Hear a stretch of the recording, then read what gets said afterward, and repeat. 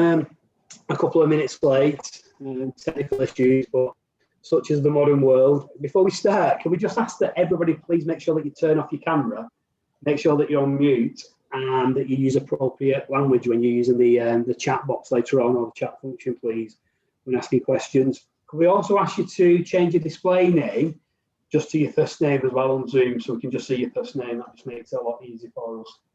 So welcome to this event. My name's Gary. I'm an employability coordinator at the foundation, and it's my massive privilege and pleasure to be hosting this event today. I've got the help of James, who's like the whiz kid on technology, but we're not going to blame him for being 5-10 minutes late. So James is here to help, and James is going to be asking some questions as well. If it's your first time on the call, welcome. You're very welcome. It's free to access, so that you'll not be charged for all this. If you've been on the calls before, you'll know that this is the fourth one out of 8 that we're going to do. And like I say, it's completely free for everybody. What we also do, we offer a workshop on a Friday morning, which is a sort of follow-on from what you're doing in these sessions. And again, that's completely free, and it's exclusive to everybody who's on these calls today. But we'll give you a little bit more information about that as we sort of go through. So this is a real unique insight behind the scenes of Liverpool Football Club. It's something that's not offered widely anywhere else. And today's event is completely focused on Liverpool Football Club hospitality. So I'm really hopeful that it'll provide you with a real unique insight into the pathways of these leading experts within the club, and hopefully as well inspire you on your own career journey too.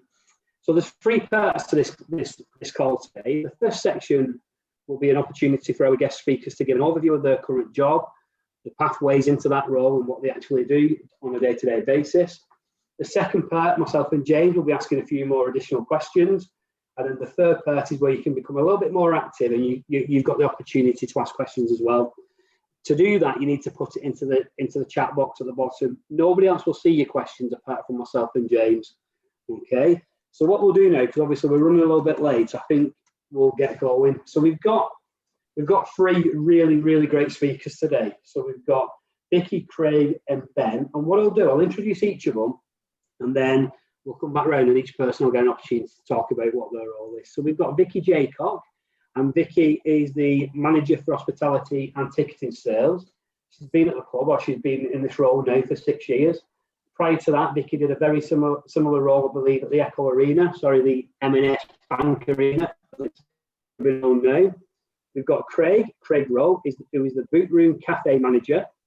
Craig has got a history of working in various pubs, restaurants and hospitality venues, and I think this is the second time that Craig has worked at Liverpool Football Club, and he's been in his current role as manager since 2017. And then our final guest is Ben Darracott, and he's the front of house manager.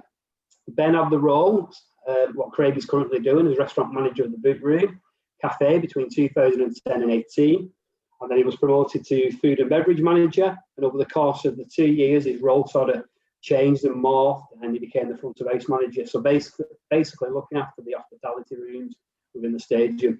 So that's our 3 guests, and I think what we'll do now, I'll stop sharing my screen, and then we'll start with Vicky, who'll give us a little bit of an overview. So welcome, Vicky, really nice to see you and have you here. Thanks so much. Welcome everybody. It's a pleasure to be able to give some insight into my role. So I'll give you a little bit of background because I tend to notice that when we talk to people about working at the club, there tends to be lots of different perceptions about what working at LFC is like. So it's always great to be invited to speak at these events so that we can really give you a look under the bonnet, so to speak.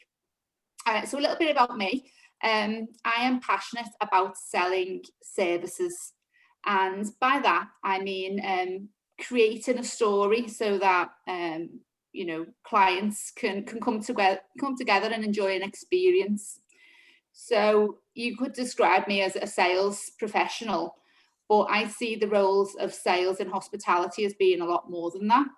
And that's because when you originally start to invite people to buy into hospitality at Liverpool, it's more than just selling a particular product or a one-off event. You're almost inviting them into the Liverpool FC family. So prior to my time at the club, I was at the M&S Bank Arena, which is, as it pointed out, was the Echo Arena. And there I had the opportunity to sell the boxes, so the private boxes, and also some of the VIP seating. Now, in contrast, both roles do have quite some similarities. Certainly my skill sets are applicable to both, but there's also differences in terms of when I was at the arena, you would often have, multiple different artists attracting different clients. And so you would need to adapt your sales pitch and also, your approach, depending on whether it was a family show, whether it was a sports show, whether it was Beyonce. At the club, we tend to focus on quite a similar audience profile. So the opportunity to build rapport and relationships is much more prevalent. And that is something that I really enjoy. But in terms of my pathway to that type of role, I went to university at John Moores and studied business studies. And from that, I'd done a business placement, which sat in between my study years. And I found that was really valuable in terms of being able to get experience in the industry. So that when I left and began my, search for roles, as I'm sure many of you will be familiar with, you continue looking at different routes. I found that being able to talk in the real time about experiences I'd had during that year out really blended well with my studies too. So in terms of how I then progressed to get the role at Liverpool Football Club, I feel like the catalyst for me joining was really the development of the main stand. So it's always useful to have in mind, if there's a particular employer that you're really keen to find out more about or eventually join as a team member, find out what they've got in the pipeline. So for example, our neighbours Everton, they're building a new stadium, and in due course they'll be on a recruitment drive for that. So it's always worth kind of seeing a few years ahead what developments are happening. So just that's a little bit more about how I got to where I am. Focusing on more of my day-to-day role.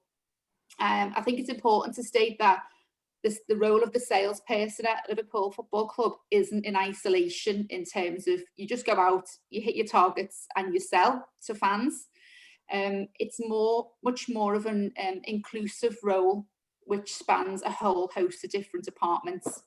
And you will hear from Ben shortly. And Ben and I work very closely together because I think the opinion that sales is standalone really is demonstrated by the partnership that Ben and I have, for example. So if we're hosting an event, perhaps it could be the Take That concert that took place in Anfield last June. From the inception, before the sales team even get the opportunity to go out and sell the VIP places for that event, we need to be starting to think of what the experience looks like. And so we'll be working with a whole host of different stakeholders in the club to set what the menus might look like, what the lounges are going to feel like, plan the capacities, how many we can sell to, have a contingency if we sell out, can we move into other rooms? And so it's very much of a journey with the whole club, and the sales arm fits into that. And I've just mentioned there the concerts in Anfield, because, as an ambitious club like ourselves, we want to make sure that we're generating revenues from as many different channels as possible. And so that means not just filling Anfield every other Saturday with football. So, from conference events, concerts, we're really, really pleased to be a host venue for the Rugby League World Cup later in the year. Those are all areas of the business which would fall through the sales department, and I would have some responsibility for. If I'm just going to touch on maybe I'll touch on some things that I really enjoy about the role, and that is the opportunity to network. Building relationships is critical to what myself and the rest of the sales managers do. We need to make sure that we build strong foundations with the likes of the Chamber of Commerce, the Institute of Directors and various other business forums, so that if we've got a product to go on sale with, that we can get the airtime with them to be able to pitch to their databases as well. It's much easier doing that than trying to have the traditional view of sales, which is like calling people on the phone. We don't do that anymore. It's much more of a network-led sales process. So how about that, Gary, for a bit of an intro? Yeah, brilliant, absolutely fantastic, and really insightful. And you talk about ambition, which is obviously one of the club's key values. So I've got a couple of questions around ambition and unity later on. But that was brilliant. Are you okay to stick around for a bit, Vicky? Yeah. Okay, so we'll have some questions for you. So thank you, Vicky. That was really, really good. What we'll do now, we'll hand over to Craig, if Craig's ready. So Craig, who is the Bootroom Cafe manager. If you'd like to share your experiences and your story, that'd be fantastic. Yeah, hi guys, you okay? Hope you're all doing well during this crazy time. Yeah, my name's Craig. Obviously, I'm the restaurant manager of the Bootroom Sports Cafe in Anfield. For anyone that doesn't know, hasn't been, we're just next door to the museum in the Cop end of the stadium. We are a non-match day operation and a match day operation. So we have 240 guests on a match day, which feeds into Vicky's team. So Vicky will sell tickets for our department on a match day. A non-match day, we are a regular restaurant, should we say. So we can hold 240 on a busy day. Normally we could do up to and above 500, 600 people when it's really busy. We get fans from all over the country, which is fantastic, and all over the world as well. So our job is never static and never boring. And that's one of the things that attracted me to the role initially as well. Obviously, I'm a big fan of the club, but an opportunity arose when I could rejoin the club, and I'll get back to why I left the first time in a moment. But I had an interview with Ben. So Ben's featured quite a bit today, I think, again. So Ben hired me initially in 2010 for an assistant manager role within the club. And it's basically my chance then to hone in my skills again in the restaurant side of the industry. During my early career, I started off as my dad had a restaurant and a pub in Chester, the Boat House on the River Dee.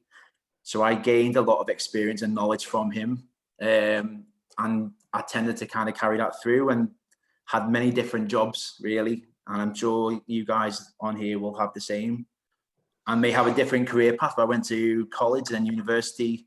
I left university. I wasn't sure what I was doing with my life, to be honest with you. And I really wasn't sure where to go next. I then fell into Anfield via a connection that my dad had working for Kathy Cubbin's team, which was the retail catering for Heathcote and Compass at the time. It was a casual job and it was a stand manager job as well. So I'd done 5 days a week, stock taking, stocking up the bars. We'd then on a match day look after the operations, so I'd look after the Cop end on a match day. But eventually, obviously, with casual contracts back in the day, they weren't viable for a mortgage, so I had to get a different job. So I ended up going to Burger King, went down the fast food route.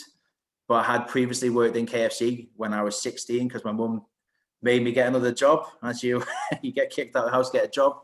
So I worked in KFC for 2 years, as well as lifeguarding via college through my course at the time. So I've always had a lot of jobs going on. During my time at Burger King, I managed to get the mortgage that I wanted. And then I left for Subway to be a restaurant manager. And then from Subway, I had a call to say, as Vicky saying, you always keep your eyes on what's going on. There was a restaurant opening in the stadium. I've always wanted to get back to Anfield. And as soon as I heard the position was available, I applied. And then that's how my kind of journey's come full circle. And I'm back at Anfield and have been for 10 years now, really. Although lockdown has been a pain, we're getting the restaurant ready to go and getting all the COVID. I know you don't want to hear COVID on this call, but we'll get all the COVID precautions in place. I'm ready to go for the next phase of our Bootroom careers and Bootroom lives. What else to say, Craig? Brilliant. I'll do me, yeah, come on. That's brilliant, Craig. Thank you. And I'm personally fascinated in the stuff about when you left university and there's lots of people leave formal education, whether it's school, college, university, and they're not sure what to do next. And I think a lot of people on the call will probably be feeling the same. And then the fact that you was at the club and you made the brave decision, you looked at everything. I thought that was fascinating. I really did. So are you okay to hang around and we can ask you a couple of questions? And yeah, of course, yeah. That's brilliant. Thank you, Craig. So next, we're going to move on to Ben. Looking forward to listening to Ben. As I mentioned, Ben's been at the club for a number of years. So Ben, if you'd like to share your journey, that'd be fantastic. I'm feeling a bit of pressure now because Vicky's hyped me up and Craig's hyped me up, and I don't want to let everyone down. No, I'm only joking. So my name's Ben. Obviously, I've been with the club for just over 10 years now, and I've been in this kind of industry for going on a long time, 23, 24 years maybe. When I left school, I left school and school didn't like me. I didn't really like school, to be fair, when I went. So I left when I was like 16. I went straight into a bar job when I was 17. It was glass collecting. And it all stemmed from there, to be fair. And my first ever job was actually in front of Everton's ground. It was called the Wilmsdale Hotel. And I was a glass collector in there every weekend for match days. I think I made like £12 in tips one day. And then that's what got me hooked. I was like, I can enjoy this, I can make some money. So since then, I was looking for bar jobs and eventually found a bar job in Bow Street called Life Cafe. And that's what grew my career as a bartender. So I started off in. I was a bartender for the same company for around about 10 to 12 years. I was what you call a performance bartender. So I threw bottles around, similar to what Tom Cruise used to do on Cocktail.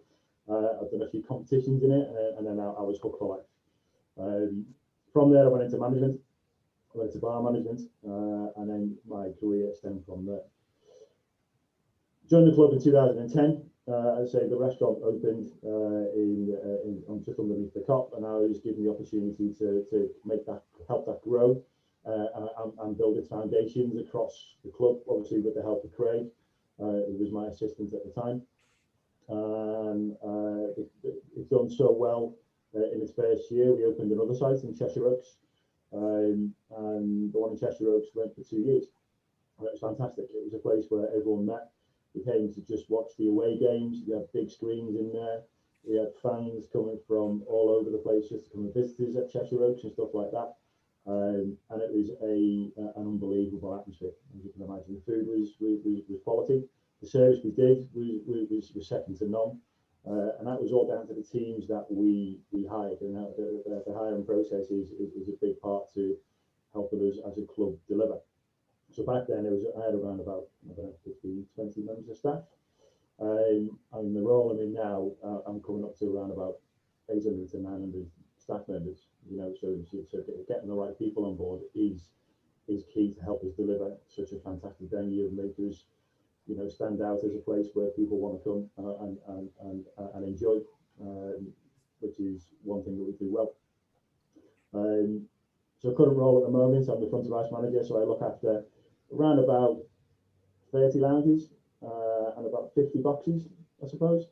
So a little bit of pressure. I'm not as grey as I should be yet, but obviously I've got a fantastic team around me, like Craig and other managers that work with me. And we definitely lead from the front to make sure we deliver the best we can. Obviously, lockdown, as Craig mentioned, it has been tough on everyone. And obviously, all we're doing now is preparing, getting ready to, for our next phase as soon as we can open, is get that ready and get that pushed out there. So that's me in a nutshell, I suppose. Brilliant, thank you. Thanks, Ben. They're interesting, really fascinated at that very first job that you had has sort of paved the way for the rest of your career. So that one sort of career decision when you were 16 or whatever. From cleaning tables, that's what it was. Cleaning tables, washing glasses, collecting plates off a table, and now I'm looking after 8,000 people on hospitality.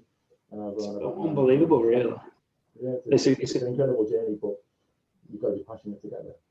But I think, like any career journey, I think a lot of people just look at the end point and don't look at the beginning point and the small steps that you need to make. So yeah, I think that's really fascinating. I think that'll resonate with quite a lot of people on the call. So that's brilliant. And I was also interested when you talked about your recruitment strategy or when you employ people.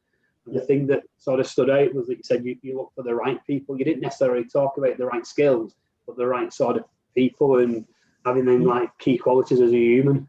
So the key quality for me, and the only really quality, and I think it's the same for Craig, is personality.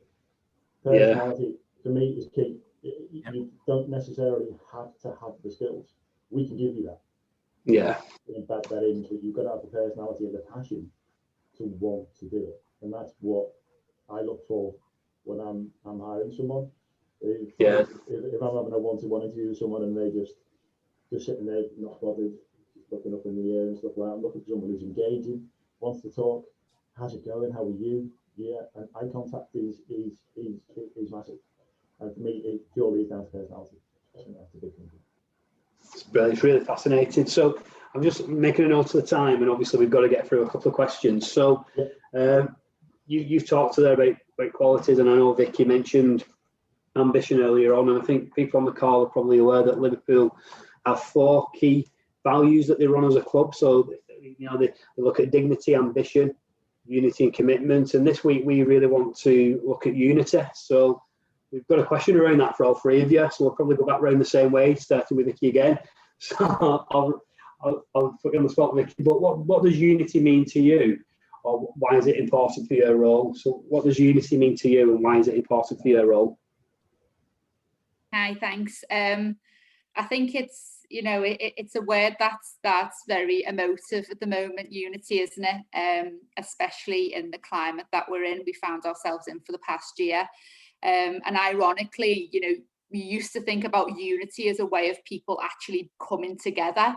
And, due to the restrictions that we're having, we need to find ways to bring people together, virtually.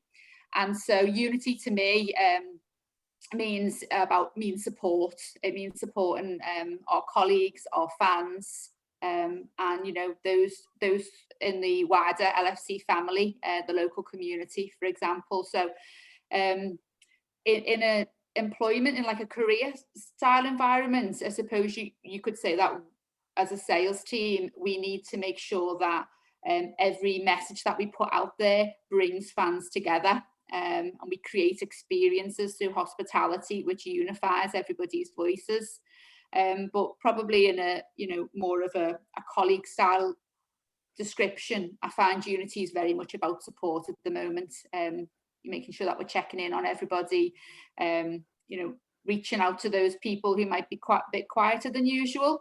Everyone always listens to the big voices, but understanding when someone's feeling quiet and reaching out. So I'd say to me, it meant more of a support definition. Okay, well, fascinating. So it's all around support and looking after each other and making people feel part of that family. That's brilliant. Thank you, Vicky. So on to you, Craig. No precedent. So Vicky touched on some very, very crucial points, but on kind of my idea of unity in a work style environment for myself is that burger and chips doesn't hit that table unless the chefs have cooked it, unless the bartenders have made the drink for the person, the host has welcomed them in, the person's took the order, the manager's touched the table.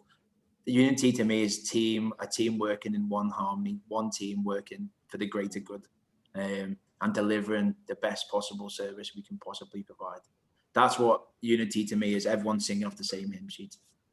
But Vicky is right at this minute in time. Look, there's bigger fish to fry, and we basically have to look out for each other. But in a work environment, I think that's why I'd say one team is driven by all, not by one individual.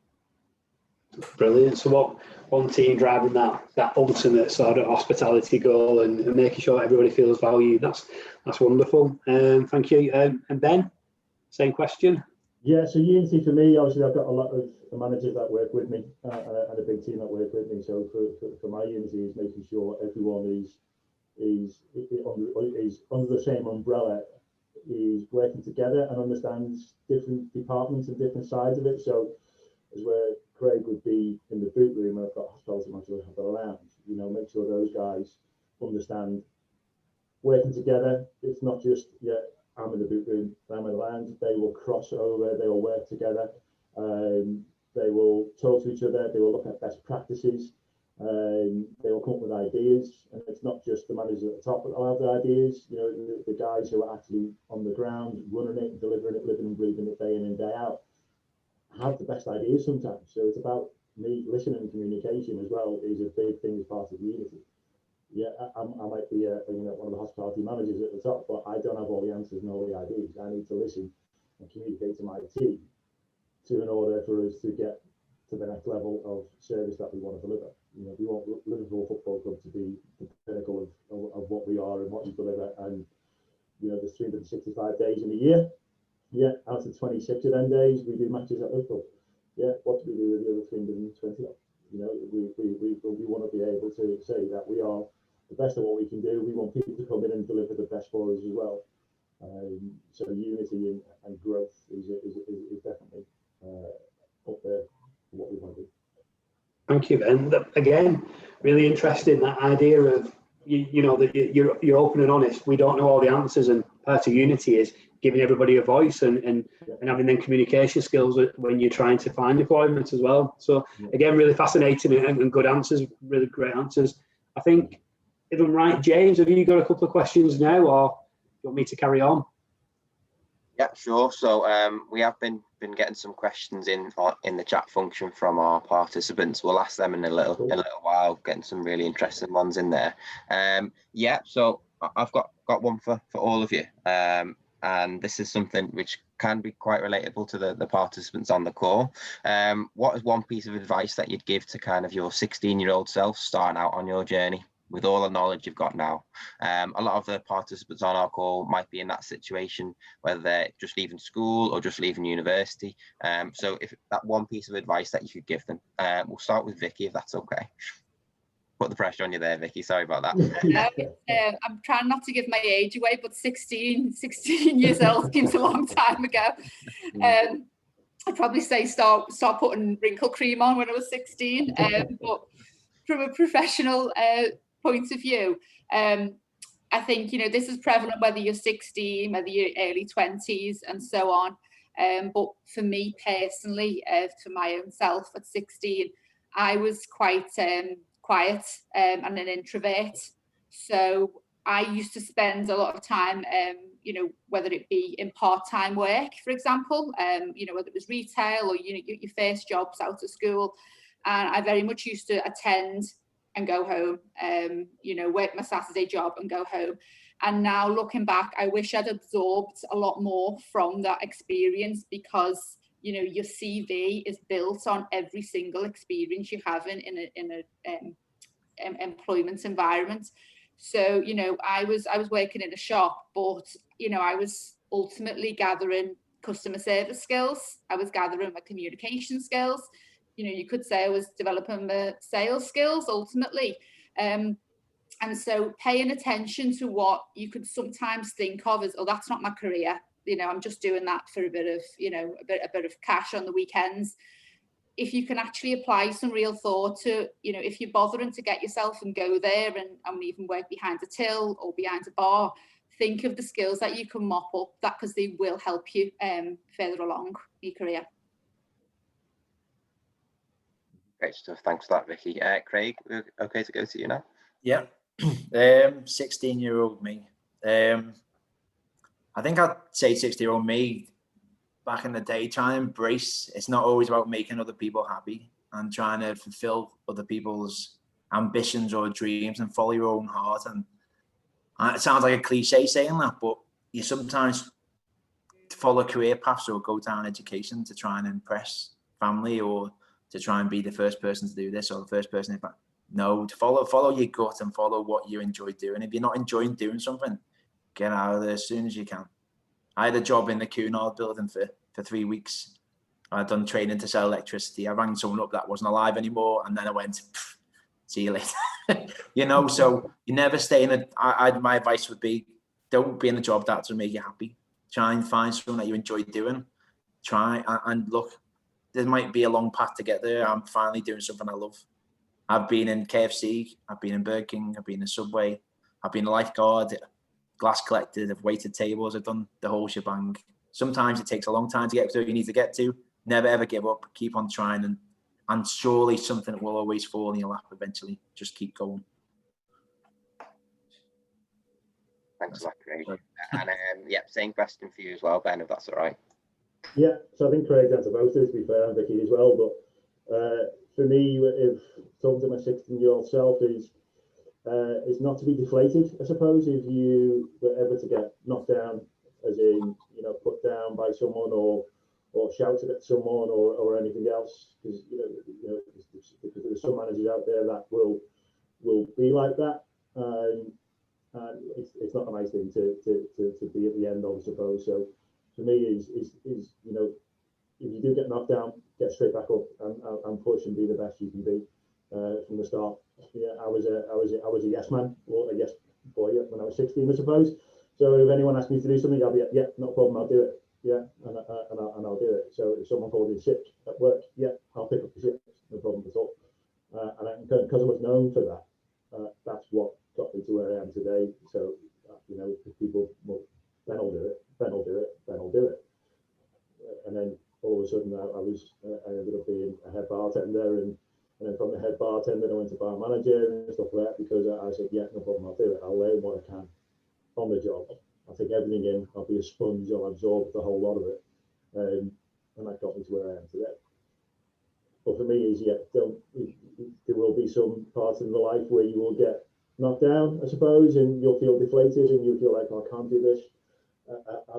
You know, I like the job, but my manager's toxic or whatever it is. Do you, be you, and do the best you can do, and that's all you can do in life going forward. And don't work for the money that you're going to be on today. Work for the money you want to be on in 10 years time. That's great, and that's great advice from all three of our guests there, and thanks for those answers. Gary, do you have another question that you want to ask before we move on to our participant questions? Yeah, I've got a couple really, but I think something. Obviously, listening to everybody speak today, you've talked about being happy, you've talked about working as a team and unity, you've talked about being the very best you can be.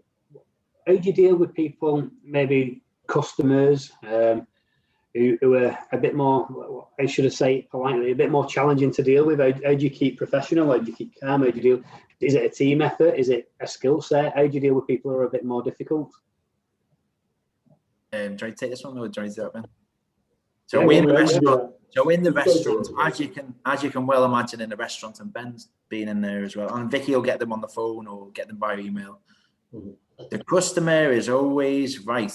They are always right, and that's one expression you'll always hear.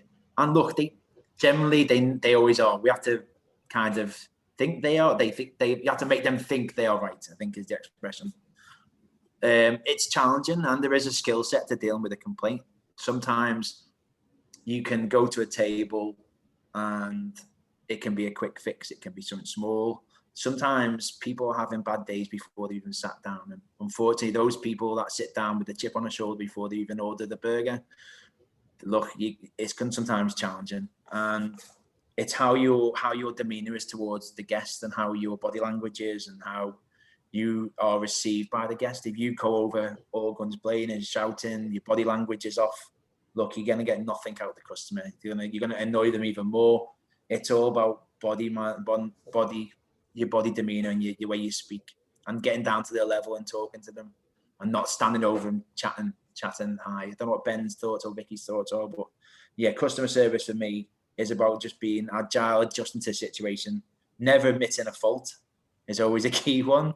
And yeah, just talk to the guests that they would want to be spoken to, and sometimes lower your title down to their level.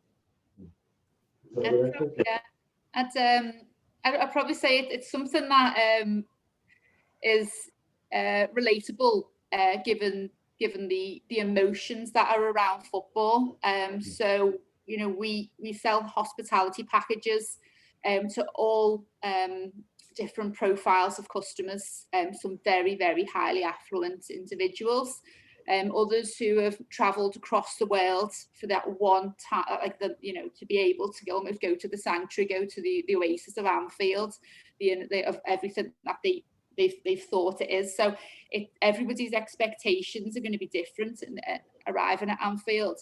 And sometimes if something emotive happens in the game, you know, the service level can be seen to be brilliant, because, you know, we've just won the league, we've just won the Barcelona game.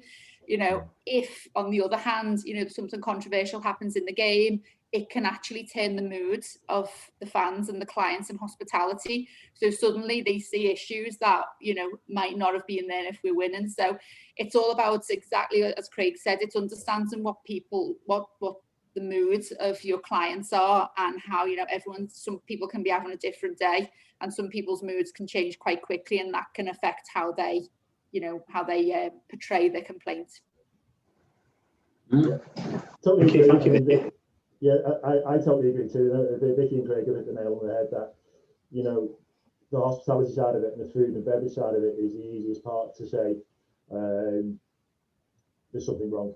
It is, so that if they're not enjoying the match is not going well, we're losing 4-0, so on and so forth. They'll just turn around and say that, like, my steak is cold, or that my food is cold, because that's the easy thing to pick up. Now, if I was to pass you my phone, I deal with all complaints at Anfield, as in the hospitality side of it. Okay, so and I've got a lot, and for me, it's all about listening to the guest, let people get it off the chest.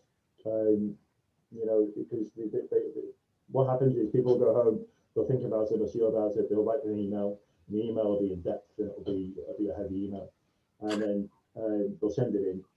Once send it in, we'll read it, and I don't email back. I'd rather jump on the phone and call them and just say, yeah, I believe your recent experience wasn't to the best. Have you got time to talk about it? And once you actually physically talk about it to the person and understand and get on their level, you'd be surprised on the outcome. That is, you've turned that email around, and you've made it the best you can be just by saying, I understand, I get it. I'm not saying that we haven't offered the best service, but what can we do to turn this around and make it better? And it's not all about saying it's a free ticket and everything like that. There's other ways that we can make this better. And for me, it is all about just having an understanding and getting on that person's level.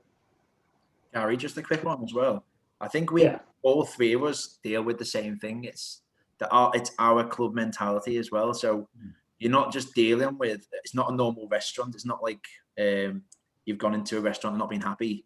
They're unhappy because it's their club as well. It's theirs. So they're coming into our restaurant and they go, I wish we had our toilets were nicer. And it's not like your toilets, it's ours. So it's always a kind of, they're coming to the restaurant and it's their restaurant. It's like their restaurant. It's LFC's. They're a massive fan, so it's theirs as well. We should be doing this. We could be doing this. It's not. That's a different approach than what a restaurant in town would have. It's more like you'd be critiquing more from a standpoint of view, not from a personalised. It's an objective review. Like that's theirs. Yeah. Fascinating. And you're talking there about actually building your CV and having experience, but these sort of softer skills, which are really, really important, are playing a massive part in your roles. And I find that interesting, Ben, where you said about rather than just emailing back, it's probably braver to make a phone call, not knowing what you're going to receive on the other end. But actually, the outcome is better for you and for the client. And sometimes taking a braver step is definitely the right thing to do. So I find that really, really intriguing. So some really great answers there. Have we got some questions coming in via the chat now, James? Yeah, absolutely. So we've actually had at least one for each one of our guest speakers, but we've also got one which is kind of to everyone. So one person might want to pick this question up. So this comes from a participant who has said they've been self-employed in hospitality, and in doing so, it's given them quite a lot of creative freedom. What challenges would you expect when facing the transition into kind of a more structured environment with Liverpool, and then how does that kind of affect creativity? I'll go with that one. So at the moment, with the hospitality and the service that we offer, we do it ourselves. We're not an outsourced company. We're all in-house. So we are given the top level, I suppose, to be creative and create our own standards and deliver our own values and behaviours. You know, because we want to be different. We don't want to follow the same route as what other clubs do. We go and see other clubs. We recently visited Tottenham, obviously before COVID hit, but we went down to Tottenham to see what they did. And then we look at ideas of what we can do to better ourselves and get to that next level. There's a thing in the club, what they do is called Visit Football. And it's a big thing around football, but it's on different parts of different aspects of what we deliver and how we deliver it. And for the last 4 years, we've been number 1 out of the 20 clubs. And that's all from communication, from, you know, us talking to Vicky, how we can better ourselves, you know, rebranding the menu in the restaurant, we looking at the service standards, that what we can do. It's all about succeeding. And the last thing you want to do is have the failure of success. It's a big thing for me. So you're like, yeah, I've got the best restaurant in Liverpool, I'm doing the best I can do, right? I can sit back and wait for the money to come in, so to speak. No, that's when you'll see it starting to dip. And you don't want that. And to me, that's called a failure of success. You want to keep pushing yourself and bettering your standards and bettering your offer, looking at your different styles of cutlery, crockery, plates, paint, carpets. We just changed some of the carpets in the restaurant and stuff like that. All that adds up to, you know, pushing yourself and being the best you can do. Brilliant. Thanks for that, Ben. Yeah, appreciate that. So I'll move on to, I know we're kind of running short of time here, so I'll go on to the questions for each individual, if that's okay. We'll start with Vicky. So how is it similar to work at LFC compared to the Echo?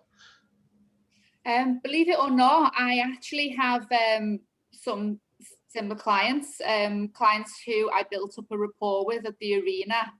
They may have had a corporate box there, and then when the main stand's being built, they've inquired and they've recognised that, you know, I've then moved on.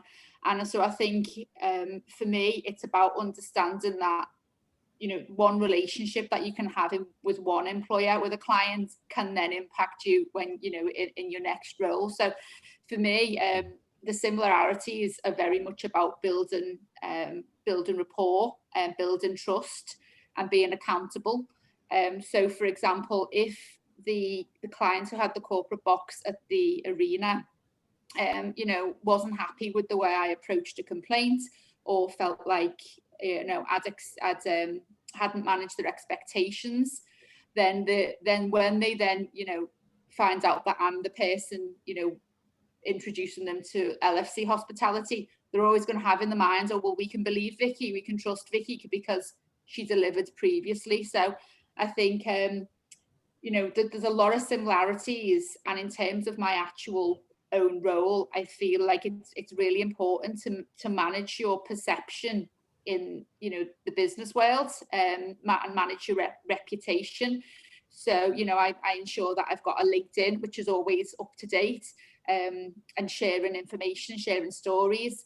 If somebody reaches out to me and says, oh, I'm really desperate to supply Liverpool with you know, cleaning products, it's really easy to just, you know, press decline and ignore. But you actually go into them and respond to them and say, I'm not the decision maker, but, you know, maybe you should try this route.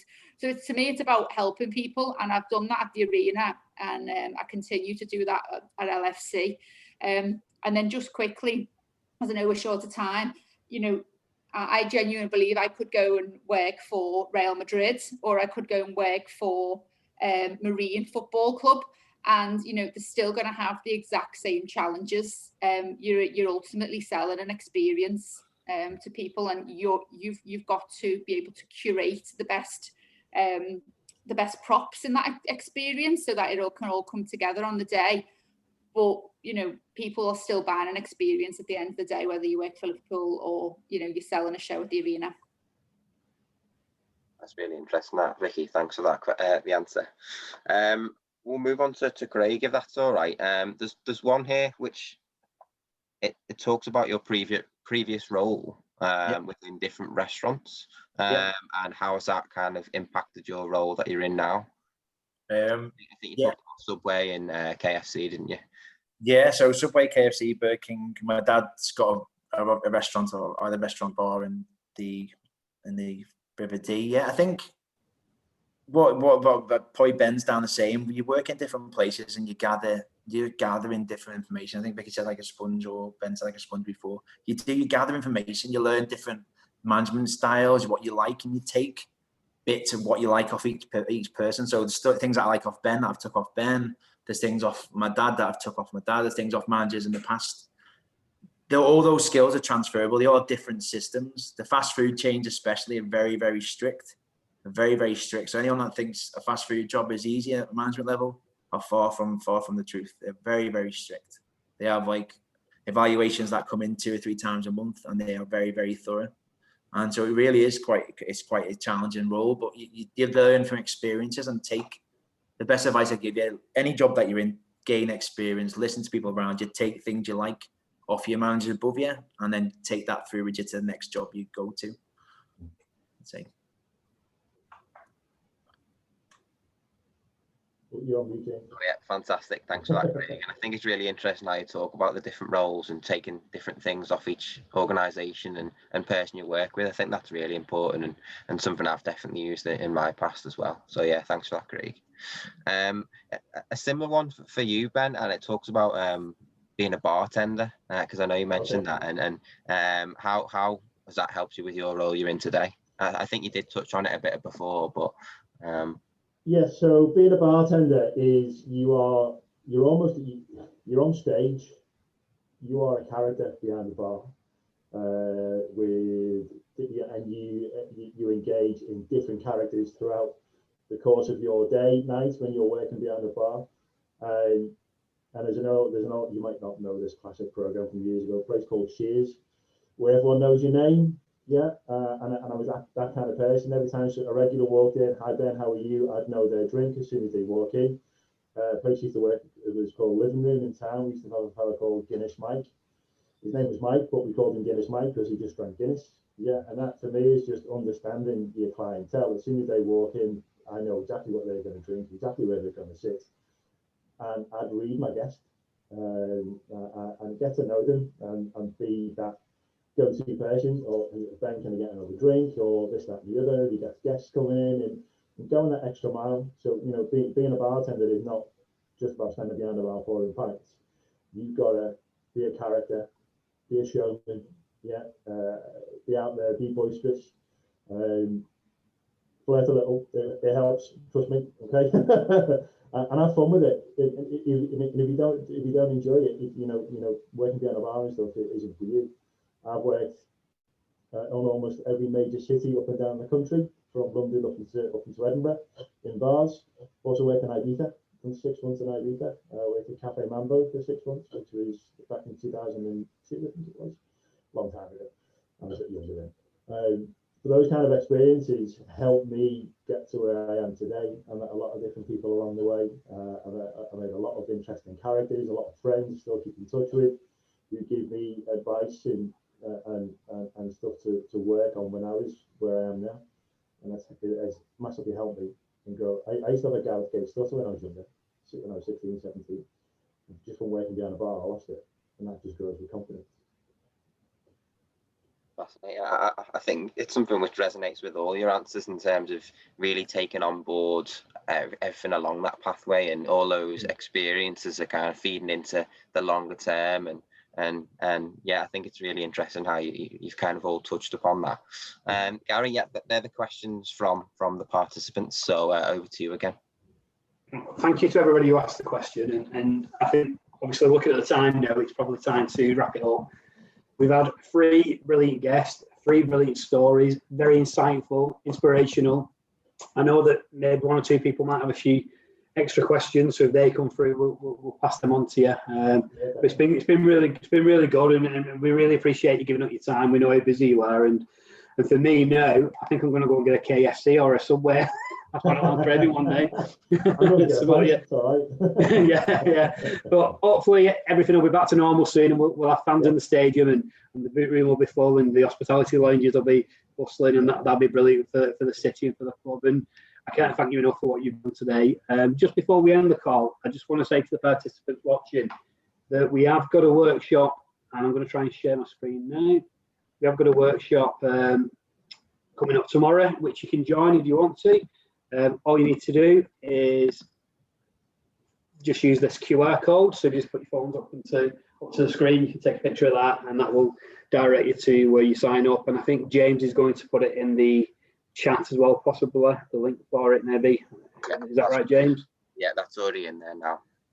That's in there, so that's there. And the final bit, the final screen I want to share is just if you need somebody to talk to, especially around safeguarding, there's a designated safeguarding number that's available for people to contact. And thanks again to our brilliant guest, and if we could give you a round of applause, we would. But thank you very much, and enjoy the rest of your week.